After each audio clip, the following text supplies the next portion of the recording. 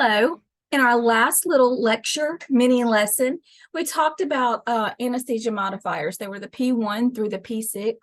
And if you can remember, one of the things that said in the descriptor, sorry guys, I'm still struggling with this cold and stuff. But anyway, let's see if we can get together now. If you remember, it talked about like systemic disease, mild and severe and all of that. And that can be a little bit confusing.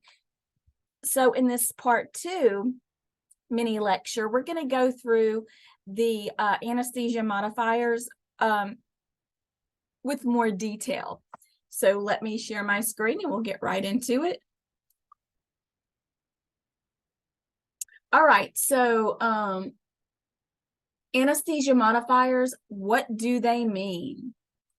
All right, so P1 modifier says the official description of the anesthesia physical status modifier P1 is a normal, healthy patient.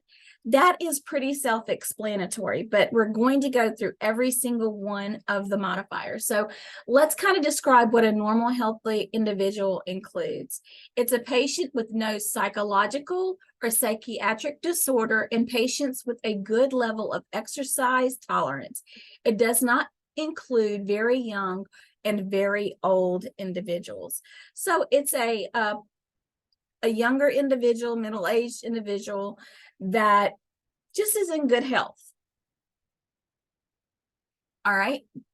So let's look at number for P2. Sorry, let me move this out of the way.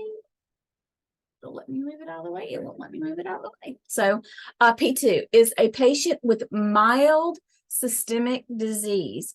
And this is where in your head you may go, what is a systemic disease? Well, let's talk a little bit about those.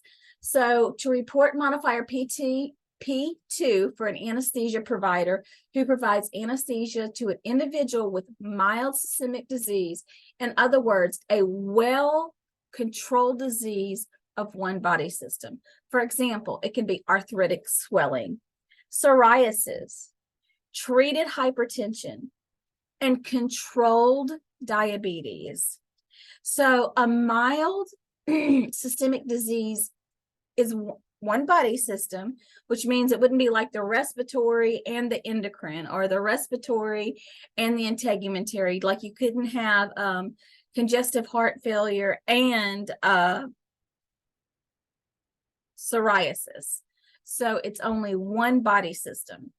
And these are some really good examples. Arthritis, all you have is arthritis. Psoriasis is all that you have is psoriasis. Treated hypertension, which means you have hypertension, it's under control, it's been treated by a doctor, and controlled diabetes. Okay, so let's move to our next one. Let's move to P3. Modifier P3 can be reported for anesthesia services for patients with severe systemic disease. Anyone with a severe systemic disease is limited in activities and has a well-controlled diseases of one or more body systems. P3 modifier can only be billed by the anesthesia provider with an anesthesia CPT code to show the severe systemic disease, which means you have to make sure that when you're coding your CPT, but your diagnoses are going to be severe systemic diseases. So let's talk about some examples. Poorly controlled hypertension, patients with unstable angina, type 1 diabetes, which affects the vascular system, controlled congestive heart failure, and moderate obesity. There is no immediate danger of death in severe systemic disease. Okay, so let's look at controlled congestive heart failure and moderate obesity. So those are two different body systems, which is what we talked about in the slide before, where we were talking about with just one body system. That's a clear example of two body systems, respiratory and the endocrine. So heart failure and obesity, two different systems. So it's going to be a P3, which is severe systemic disease, because there's more than one. All right, so let's move on to P4. The P4 modifier can be billed for anesthesia services provided to patients who are in a life-threatening situation because of severe systemic diseases.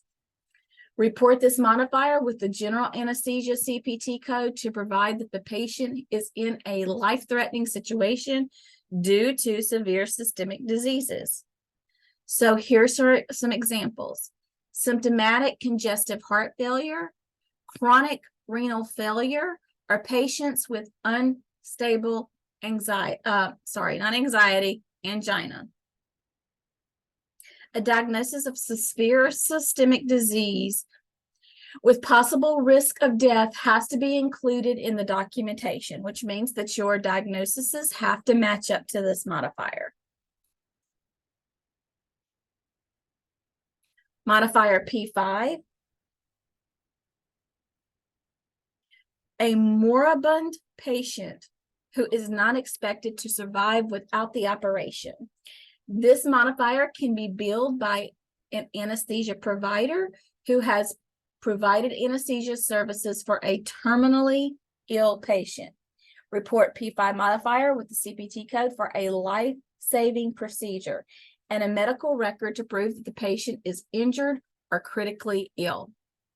So P5 is for patients who, if they don't have the operation, they are not expected to survive. Now let's look at P6. The P6 modifier indicates that an anesthesia provider administered anesthesia to a brain-dead patient to remove organs for donation. P6 modifier has to be reported in combination with an anesthesia code, providing that anesthesia is provided to a brain-dead patient to remove the organs. Two doctors who are not associated with the transplant team have to determine a patient is brain dead. Make sure to include a medical record with a diagnosis of brain dead patient and that he or she is donating organs.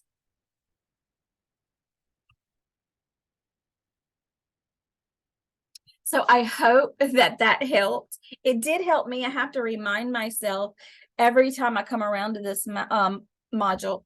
Okay, what is a systemic disease? What is a systemic disease? And I found those examples and I thought that those would help give you a visual, because you guys all know I'm a very visual person. I need to be able to visualize it. I hope that this shed some light, kind of turned a light bulb on for you, and that this will help you be more successful in anesthesia coding. Have a great day. Bye-bye.